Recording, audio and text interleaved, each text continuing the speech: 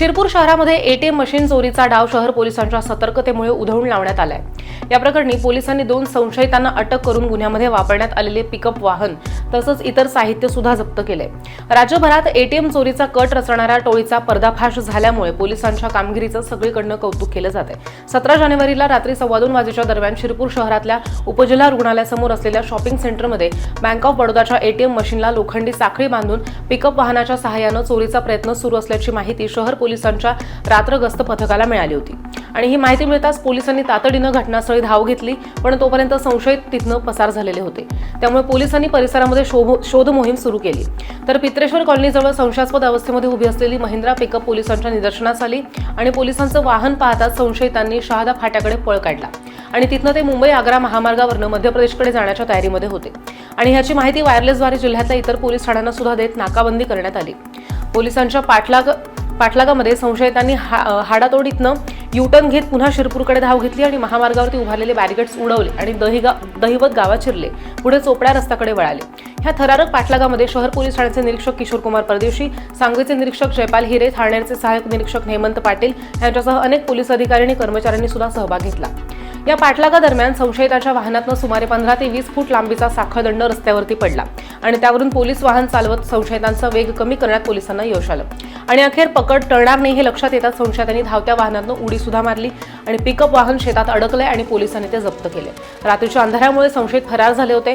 तांत्रिक तपास आणि वाहनातील मिळालेल्या दुव्यांच्या आधारे पोलिसांनी 24 तासांच्या आत हेमंत सुखलाल माळी आणि विदुर उर्फ विजय देवा जाधव यांना अटक केली।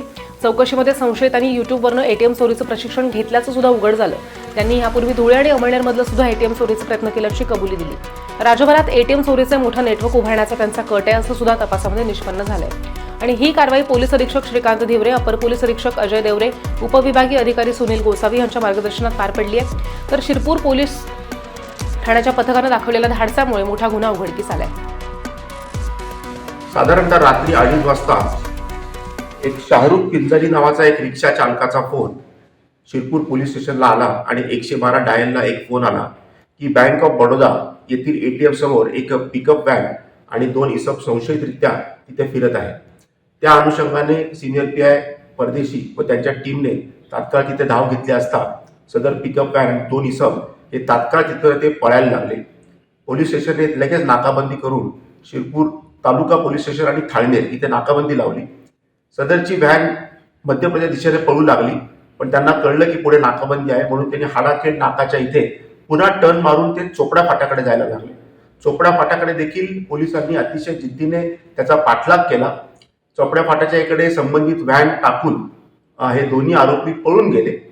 त्याच्यानंतर काही तांत्रिक पद्धतीने तपास करून आणि फास्टॅगवरनं रिव्हर्स आपण त्यांचा तपास करून 2 आरोपी हेमंत सुखलाल माळी राहणार धुळे आणि विजय देवा जाधव राहणार जिल्हा जळगाव या दोघांना आपण ताब्यात घेतले आहे। त्यांच्याकडनं पिकअप व्हॅन देखील आपण जप्त केलेली आहे व इतर जेवढं साहित्य होतं ते देखील जप्त केलेलं आहे।